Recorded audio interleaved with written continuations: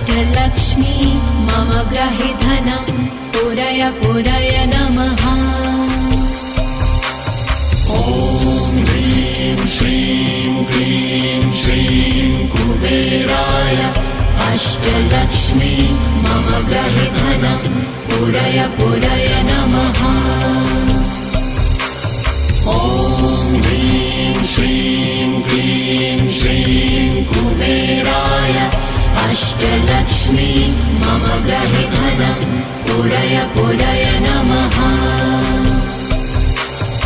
ॐ ह्रीं श्रीं क्लीं श्रीं कुबेराय अष्टलक्ष्मी मम ग्रहे धनं पुरय पुरय नमः।